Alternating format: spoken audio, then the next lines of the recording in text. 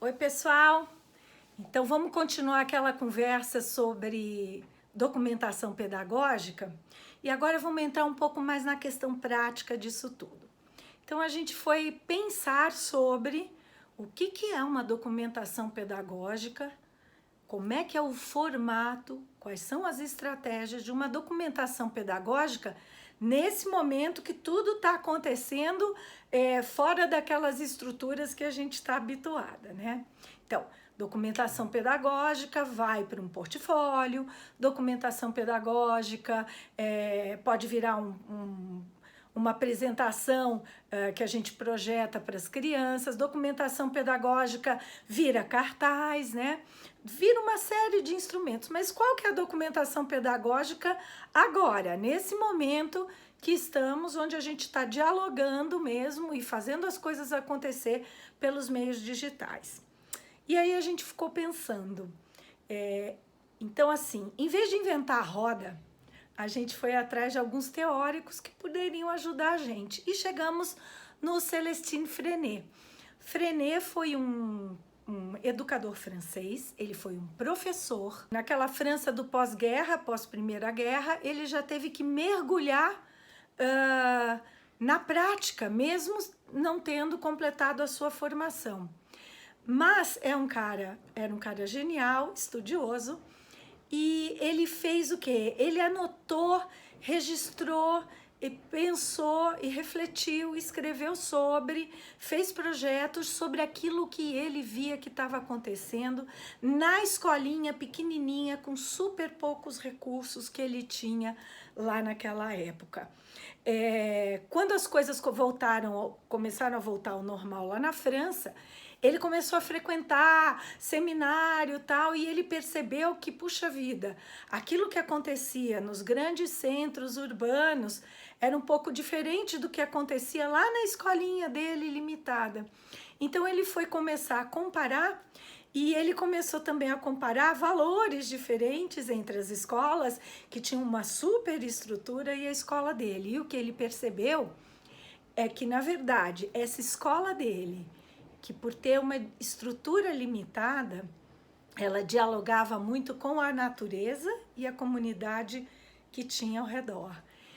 E esse diálogo, ele percebeu que era talvez mais rico do que toda aquela grande estrutura que as escolas dos centros urbanos tinham. Então, ele começou a escrever sobre isso, a pensar sobre isso, e ele fez a Escola do Povo, que foi um projeto e muito interessante, porque funcionava, as crianças tinham muita autonomia e muito desenvolvimento. Então, o Freinet criou alguns formatos de registro que podem ajudar a gente hoje. Então, dois deles a gente tem trabalhado, inclusive, na formação com as nossas alunas, que é o Jornal Mural e o Livro da Vida.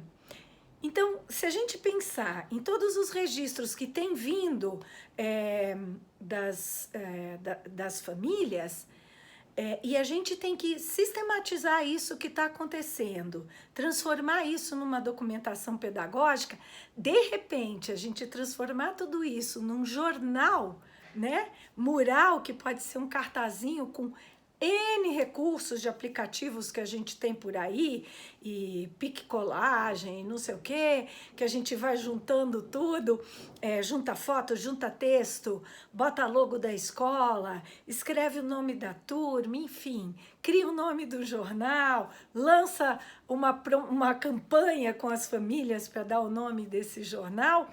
A gente pode ir dando essa devolutiva de uma forma lúdica, gostosa de ver, né? Porque tem 1000 recursos imagéticos para a gente colocar, de fundos coloridos, de boxes diferentes para fazer texto, de letrinhas, e juntar tudo isso e fazer realmente um jornal com 1, 2, 3, N páginas, porque tanto faz, né? E contemplar toda a participação de todas as famílias, colocar uma legenda em cada registro e a gente organizar esse acontecimento, né?